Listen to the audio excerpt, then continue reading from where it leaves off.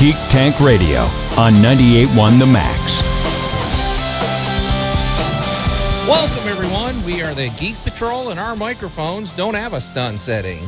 I'm Joe Thorderson here with my friends Brandon Olmstead and Alan Gilbreth and Alyssa Diggs and our buddy Max over there behind the glass. And happy October, everyone. We all agree. I think we took a poll. I don't know. I think October is the best month of the year. I'm going to make up statistics here on the air. Alyssa, would you agree? Yes. October is probably one of the coolest months of the year. Absolutely. We all love it. Beautiful weather, beautiful food. I love it for different reasons, but there's generally a feeling that you just feel more alive in October. It's just, there's something about it. And of course, for Brandon and Alan, this is your Christmas. It's their hunting season. Okay. No. I think Allie's got it right. It is hunting season. Yep. Okay. Because recently I hunted down my neighbor and got some prickly pear and gave it to Alan to make amazing jellies. Okay. And you have a case of that coming back today. So awesome.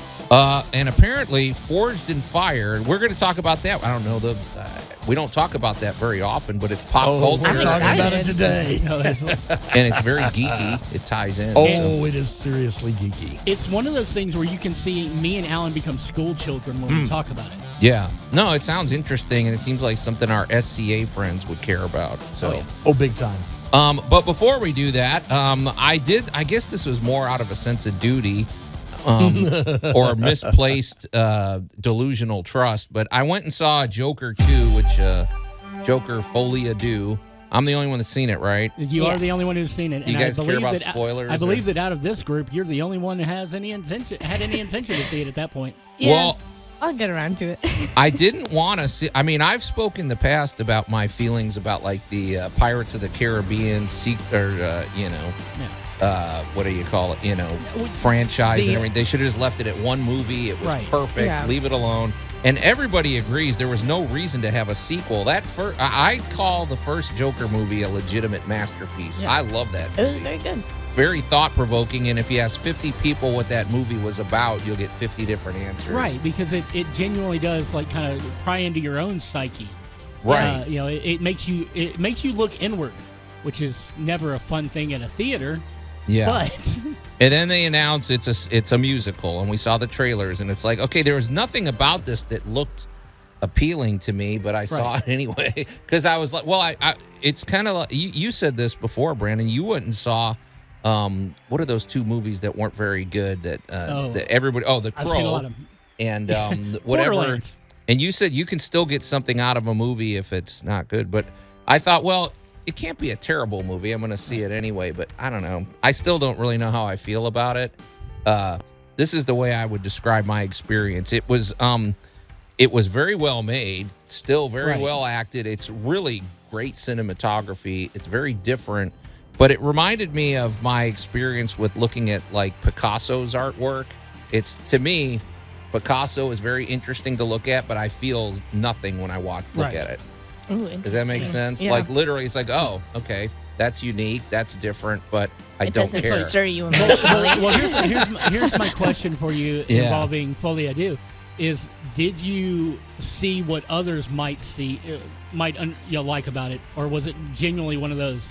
Okay, you made a good movie that's not a good movie. I guess I would all this effort into a movie that just doesn't. It's slow. Well, for one thing, this isn't a spoil, but he's in prison the whole time. I mean, it's a prison movie. Right. And I always feel confined. I hate movies that are in prison. It's claustrophobic to me. But also, when you start explaining symbolic things, that bugs me. When you start explaining things that are, I don't know. I don't. You're undercutting it. So what you're saying here is that this movie basically went out of its way to explain to you why you were wrong about how you felt about the first one. Yeah. I guess it kind of does. There might be 10% of the original audience that saw those various symbolic things the same way that this script now says they were. Well, I guess what I would say is the critique I've heard is they say, well, they explain everything and it undercuts, and there's no room left for just making up your own mind. Okay. I don't totally agree. There's still a lot of weird stuff in this movie that you're like, is this even real? It probably isn't. So, and Alan, I know you'll get this one. So this is like one of those things where somebody has described all the various blues in the room, and then somebody who tells you how they interpreted it, and someone else tells you how they interpreted it, and then the author just comes back and goes, "I like blue. There's nothing else behind it." Right. Yeah. Yeah. Yeah. It's if you talk about symbolism Alan and knows what I'm explain talking it, about. that ruins it. What's the point? Well, is the Joker still like is it still being told from like his perspective? Yeah. Well, then he's an unreliable narrator. Which I like. That's what was great about Yeah. the first one. And see, that's the thing. So I feel like even if it's undercutting, you can't really trust the undercutting because it's him undercutting himself, which you can't trust. Yeah, that was the one critique that I think was unfair. I think there's still plenty of room for people to debate what is this movie even about. But I just don't think they took us any new places. And I would love it if Hollywood would just give us one movie, drop the mic, and go away. I'm just sick of this sequel craziness. So Well, and that's the gig. You That's can what I don't only like. get your introductions and pull your sleight of hand once. Mm-hmm. The gig is up. If the same gig is exactly how you're going to sell the next movie, you really don't have anything new to show us. And I know the ending. The ending, leaked online like 3 weeks ago. Oh, I didn't know it. I could predict it as it was you coming. knew but it was yeah, coming. Yeah. But I think I don't really want. I'm not going to spoil the Yeah, ending we for the won't people ruin here. it. But the ending leaves you open to realize this really has absolutely no connection to actual Gotham, actual Joker, actual Batman, any kind of that stuff. But it might be an inspiration. Yeah, I could see that.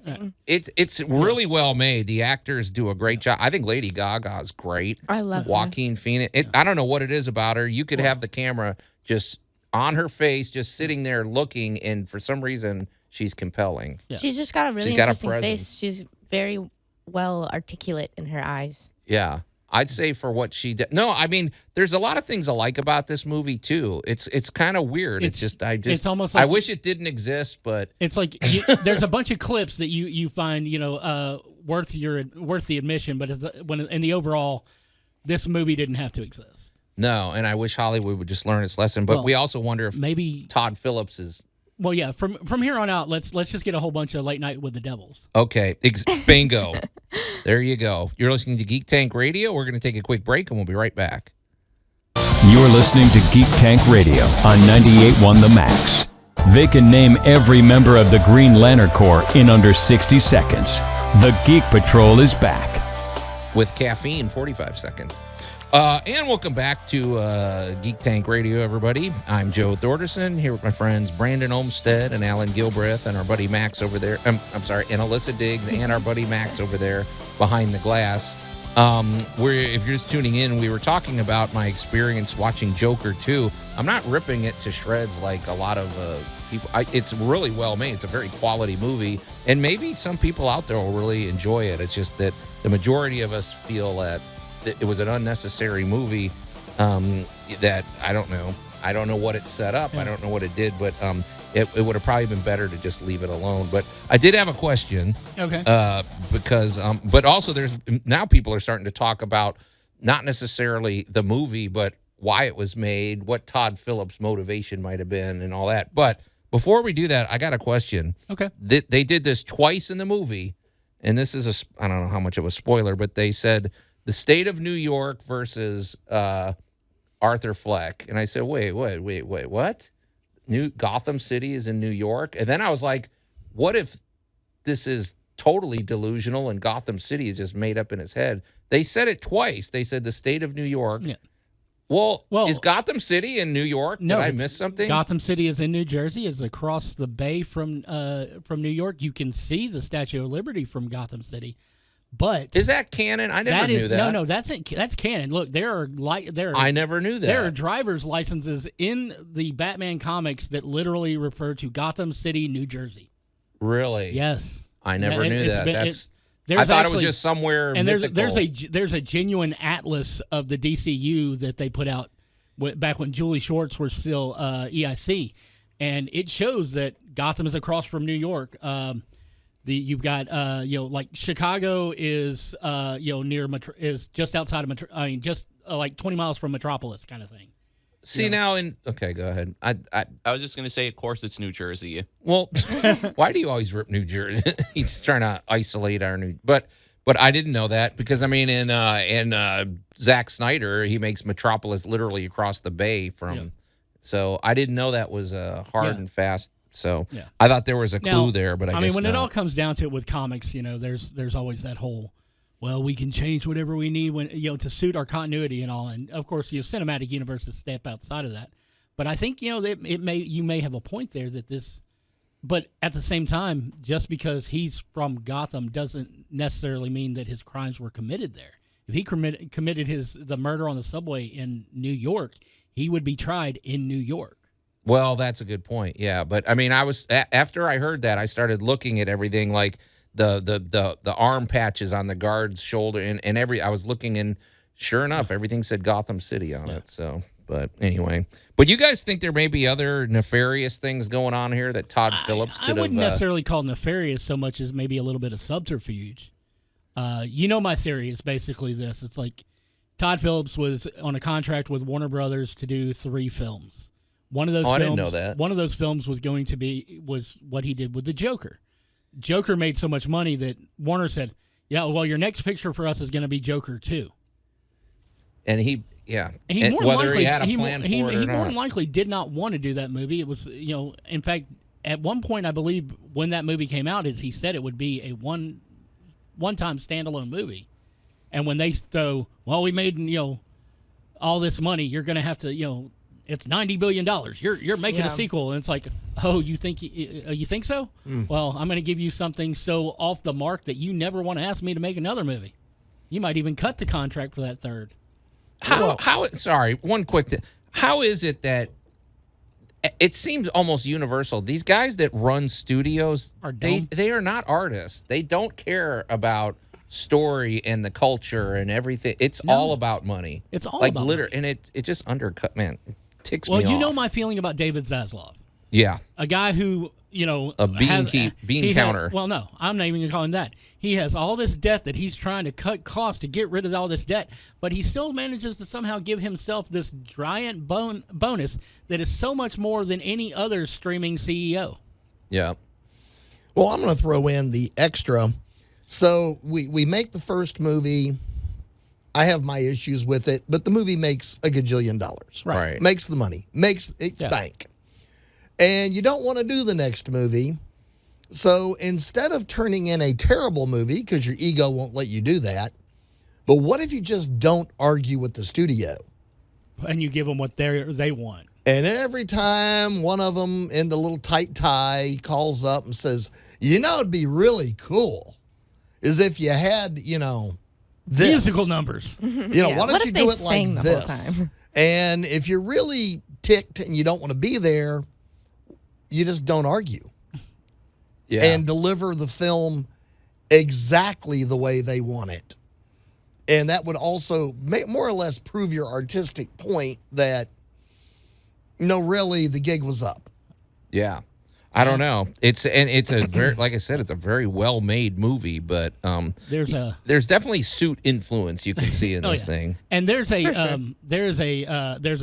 YouTube interview reviewer that I trust. We have a lot of the same thoughts when it comes to movies. His name's Jeremy Jans, and he literally said he has not seen a movie since Highlander 2 where the creators tried so hard to undo everything they did in the first movie. It seems like it, yeah. But I think, in fairness, though, there's still enough weirdness and it's still enough that it shouldn't ruin the first movie for you. But I will say, if you just love the first movie, there's really no reason to watch this one. Yeah. You might have a better existence without it. But I don't know. It's funny how this is, too, because there's nothing saying that you have to watch a movie that... I don't know. I felt compelled to watch it somehow. Right. And now I'm a little annoyed that I gave him my money. Because because I'm voting with my dollars. Well, I just supported that was a lot of dollars. There are so many times though when we see something that we really enjoyed, and despite ourselves, even though we know it's probably a bad idea, we want to see where that story would go next. Yeah, and I was hoping to be surprised. I will say though, going in with low expectations probably made it a better experience for me, because I was just like, I'll take whatever they get. And there are some really great moments, and there's some beautiful cinematography. So, but I would say if you want to do the Yeah, just watch it where it's free, basically. Yeah. Wait till it comes out on video and, Wherever it that way you're not streams. giving them the money. So, but, okay, now when we come back, though, we're going to talk about things that I know you guys are excited about in the season premiere of Forged in Fire. You're listening to Geek Tank Radio on 98.1 The Max.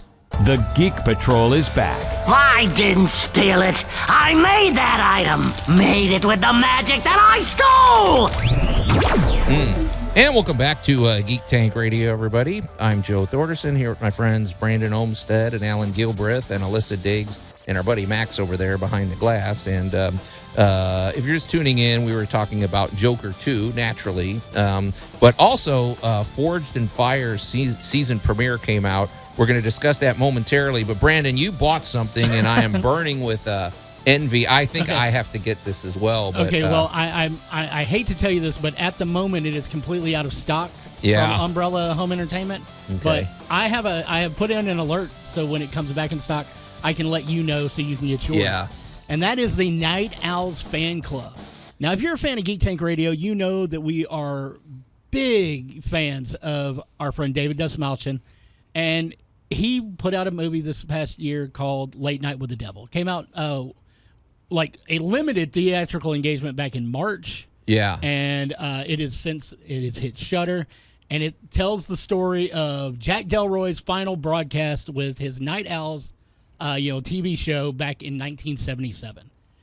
And they have a Night Owls fan club pack for the collector's edition of the DVD or the Blu-ray, which comes with a VHS copy of the original program, quote unquote. It comes with a TV guide issue that talks about Jack Delroy.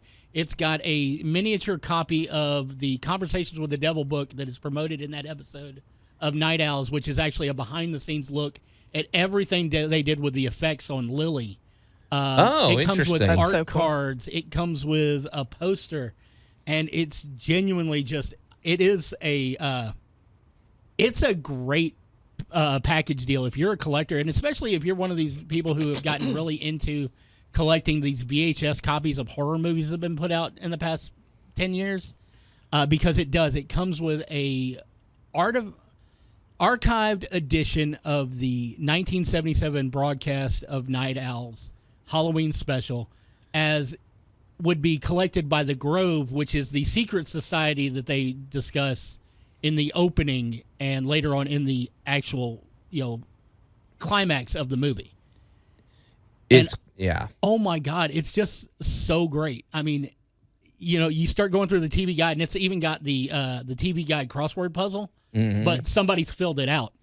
Oh. So I was a little upset because I was like, ooh, crossword wait. There's probably clues in there, though, what's filled in. All sorts of little hints and everything. Like there's there's an advertisement for Christo, who is the fake psychic who shows up on the episode. There's a cigarette ad with Gus, who's his sidekick on the show. It's very and there's also a TV schedule that has real movies involved in as well for everything that was going to air that Halloween night. That's so cool. How much was this thing? $99? It was, I got the early bird special, which was $79.99. It is now a stock $90 set when it's in stock. Still an incredible deal. And the shipping from Australia was so fast. Yeah. It's a perfect Halloween movie, so check really it out. is. Late Night with the Devil.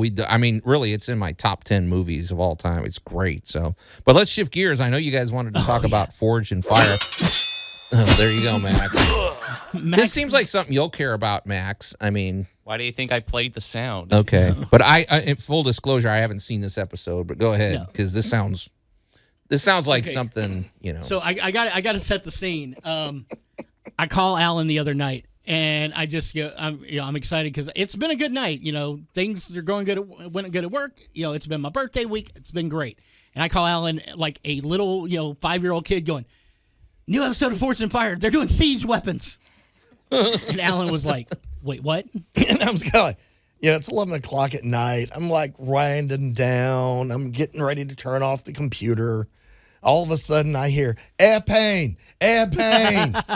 we blowing stuff up. I'm like, all right, Brandon. He goes, That no, is my no, ringtone when I call seriously, them. it's siege weapons. And I went, okay, let's find this on the computer here real fast. And Wait, is Forge and Fire like a competition? It's, Yes. It's like the British baking show, only they're making weapons. Yes. Right. Okay. And it's But what is usually, a siege? I thought a siege weapon was like a battering ram. Yes. no, you are so Well, what does correct. that have You're to so do correct. with So Forge and Fire, forging? it's always been about, we're gonna make a sword, we're gonna make a crossbow, we're gonna make this, all this stuff that has to be forged. You've got metal pieces, you got woodworking. Well, they decided and we thought the show was over because season 10 was cut short with Springtime for Napoleon was like 8 episodes. Yeah. And then it was done, and it's been almost a year. There's been some legal issues for some of the people involved, and there's been concerns. Right. And we're all kind of like, well, we got 10 great seasons of this. Yeah, I'm we not loved going to it. complain. But this one, was like, all of a sudden, it's like I get an email from the History Channel because, yes, I am subscribed to the History Channel. People, pick your jaws up off the floor. And it says, Forge and Fire returns tonight with instruments of death. There and I'm you like, go. going, well, that's normal. And then it's like, Masters of the Siege. And I'm like going, oh. Oh, yeah. So, yeah. How big are these weapons? Well, let's say the guys Like have how to, big of a all right, siege can they lay? The guys have to show up, Joe, at the episode with a Warhammer already built. Then whoever's Warhammer isn't good enough goes home immediately. I mean, it's 5 minutes into the episode, and they've already cut one of the teams. Your next thing is you have to build something that can knock down castle doors. Really? So they get to work on battering rams. Castle door, I'm just doing the math here. It's probably made out of logs that are roped together. So you're talking something that can... So it's like Helm's Deep. Right. Exactly. Yeah. And Oh, it is wow. This was how to say knock knock, and I'm not playing. and it was like, and it is. It's a reinforced wooden door set within a stone frame. Wow. With 4x4 blocking across the back. Yes. They built it special for this? Yes, they built Wow. 3 of them.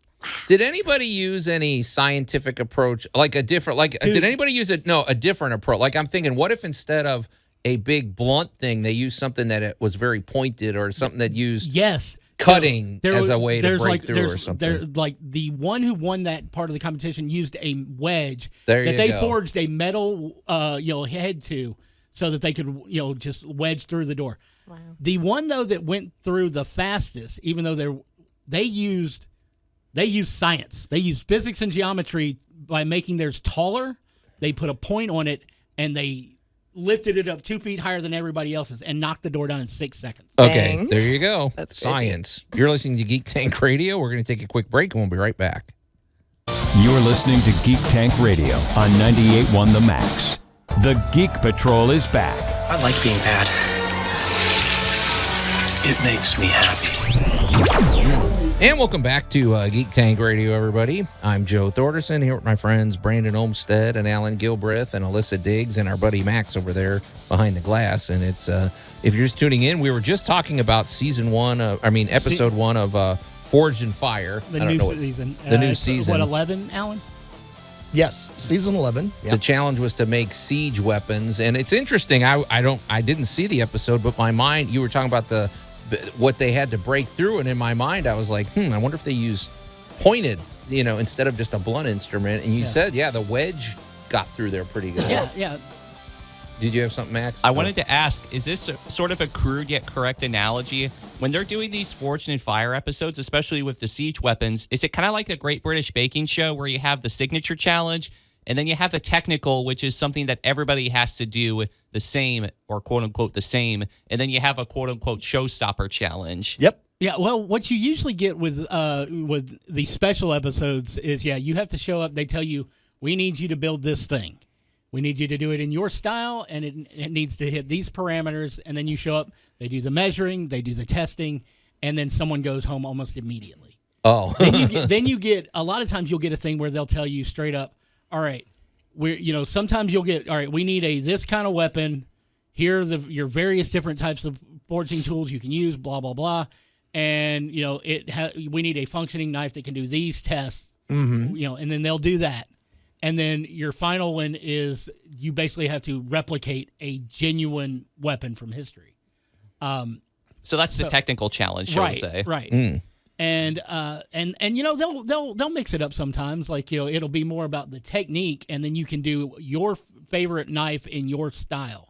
But you have to use like a certain type of technique whether or not you use, you know, Sanmai or, you know, like just straightforward. You know, there's 1,000 different ways. Or like to a do type of steel, like maybe they restrict you from only using like Damascus steel or whatever. Right. Well, you know, and depending on your pattern, because a lot of times they'll have it where you get a surprise pattern.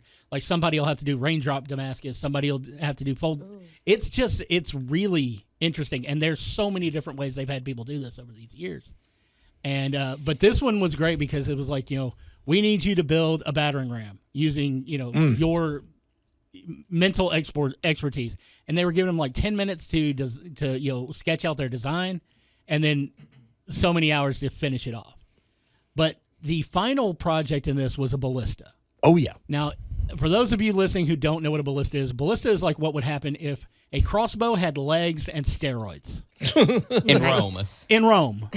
Okay. And so the two finalist teams have to build a ballista. And, you know, you've got to make it out of wood and metal and rope and you know, there's wheels. And then halfway through it, they go, oh, by the way, we need you to build 8 bolts that can be fired from said ballista. So you now this has to work. And it all has to work. Oh, man. And then when it's all said and done and they test it, you have to, you know, they did a preliminary test when it was done. And then they gave everybody an hour to tweak things. And for the first time ever in a competition show, somebody actually listened to the criticisms after the initial test and went to town working on it and got their. It was amazing to watch. These guys take a working ballista and they had 8 bolts and they had the targets, and the person who hit the most targets was going to win. And of course, they had to have their ballistics dummy, which those things are funny. Seeing a giant bolt fly into a ballistics dummy at, like, you know, anatomically 75 miles an hour. Was That brings me back to Deadliest Warrior. Whenever they literally launched a ballista at a dummy like that. Were there any ladies in this competition? Not this time around. No. Yeah. Alyssa, do you like this stuff? I mean, yeah. Oh yeah, I love a competition show, and I also love like a niche craft. They have a similar pottery style to Forged in Fire or the Great British Baking Show. Another great one. They just make pots and things. Yeah, it's funny what you learn in these shows too. Yeah. Oh yeah. I never thought in a million years I would have never imagined I'd be hooked on the Great British Baking Show. Well, but I mean, I love that. Yeah. And you learn stuff. You learn about So many chemistry. You learn pastries. about Have you, Joe? Have you ever seen Crime Scene Kitchen? So I think you would dig it. I mean, it just started season 3, and basically they give these bakers a chance to go into this kitchen and see the mess that's in the kitchen and figure out what the dessert was that was made, and then they have to make it. Oh, come on! It's awesome. What station is that on? That's on Fox. That sounds interesting. Yeah. Oh, so that's a regular TV show. Yeah. Yeah. Well, it's like season 3. I'm writing that dude. down. Crime Scene Kitchen. Yeah. So. That's interesting because I do love Sherlock Holmes. Plus, you know, it's got you Joel learn a lot. McHale as the host. So I mean, Yeah, I'm he's gonna so watch funny. Anyway. Okay. Love that. Well, guy. you know, and also the Great British Baking Show just launched their season 12 or 13 is out. Yeah, it's and guys, if you aren't into baking, the Great British Bake Off will get you into it. I don't even know really if that it's one of the most relaxing shows in the world Yeah. to watch. The only thing too. is that this season, or as they call it over in Britain, series or collection, you can't understand anybody. Oh, yeah, they have the thickest accents I've ever heard. What do you mean? I have no problem. Well, no, they're pretty. Yeah. Actually, in this season of Crime Scene Kitchen, one of the guys is he's Polish. He's got a very heavy accent, and he asked the other guy, he goes, "Do you think I'll be subtitled?" While there's subtitles running across the bottom of the screen for him. I love that. I love that. Yeah, so but much. why should we have to have subtitles for people that speak English? But you do, man. Sometimes, accents Sometimes are the crazy. Have you traveled around this country That's what I'm enough? saying. It's Have you like ever- Scotland. Have Yeah. you ever watched season 2 of Luke Cage on Netflix? Back when it was on Netflix. Hey, so oh, When the guys from Jamaica, they weren't Jamaican. They were I don't remember exactly where they were from, but yeah, their accents were so thick that they had subtitles. Right. And if you understand the accent, you realize those subtitles are not the same, but they're getting the point across. Or it's Boomhauer from King of the Hill. Yeah. Oh, yeah. Yeah, I don't know, man. But so what? This was just episode 1 of Forge and Fire. So they're coming Yeah, right that's out a of the big gate. season. Oh, yeah. It's going to be a big Okay, one. and you said that's on the History Channel and Yes. everything. So And guys, this is as geeky as it gets. When you start talking about these competition shows and the making of things, and I'm going to have to give Joe credit because you can't help yourself. You'll be entertained. You'll Yeah. learn something. absolutely. Well, we hope you learned something today. But if you didn't, too late because it's over. So until next week, we are the Geek Patrol, and I am Joe Thorderson. I'm Alan Gilbreth. I'm Maximilian. I'm Alyssa Diggs. And I am Brandon Olmsted, reminding you to check in next week when we find out how well Max did building his first trebuchet.